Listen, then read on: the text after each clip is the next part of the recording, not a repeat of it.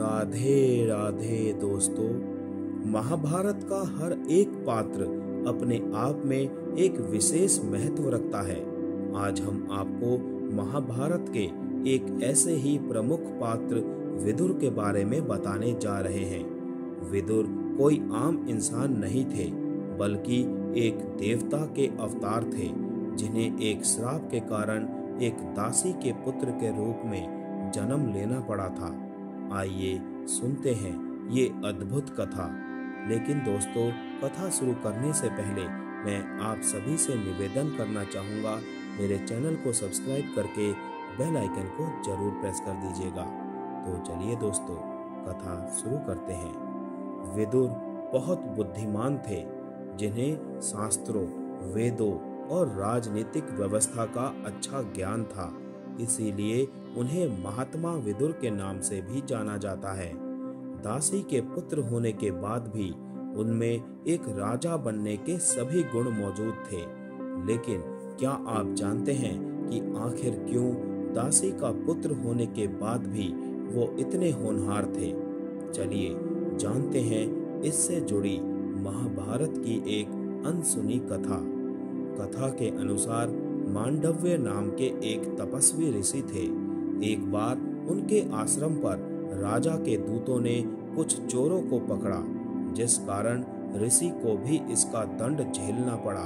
तब वो सीधा यमराज के पास गए और उन्होंने पूछा कि मेरे किस अपराध का मुझे ये दंड मिला है।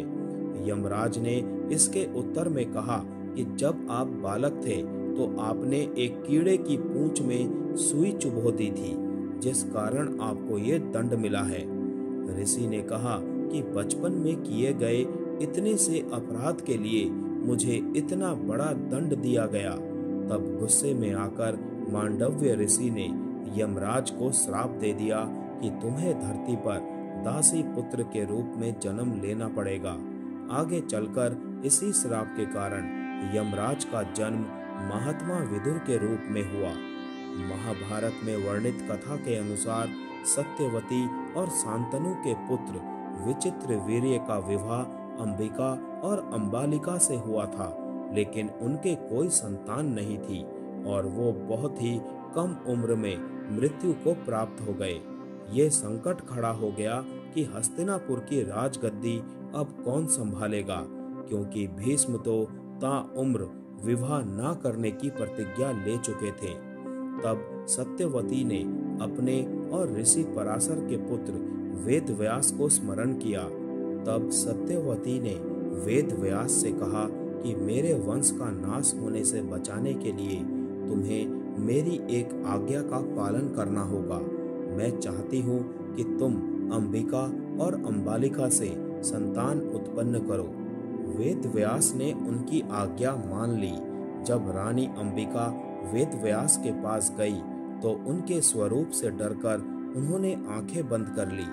तब वेदव्यास ने सत्यवती से कहा कि पहली रानी ने मुझे देखकर आंखें बंद कर ली, जिस कारण वो एक नेत्रहीन पुत्र को जन्म देगी। इसके बाद अंबालिका वेदव्यास के पास गई, लेकिन डर के कारण वो भय से पीली पड़ गई।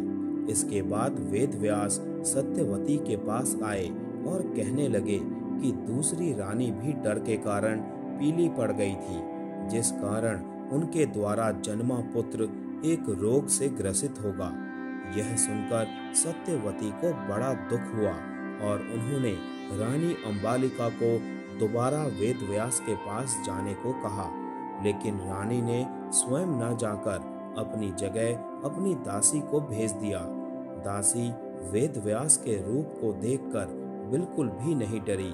इस बार वेदव्यास ने माता सत्यवती के पास आकर कहा कि इस दासी के गर्भ से एक बहुत ही बुद्धिमान पुत्र का जन्म होगा। इसी के फलस्वरूप अंबिका ने नेत्रहीन पुत्र यानी धृतराष्ट्र को जन्म दिया और अंबालिका के गर्भ से उत्पन्न पुत्र पांडु जन्म से ही रोगों से ग्रसित था। लेकिन दासी के गर्भ से जन्मा विदुर बुद्धिमान होने के साथ साथ शास्त्रों और वेदों का ज्ञानी भी था। जय श्री कृष्ण।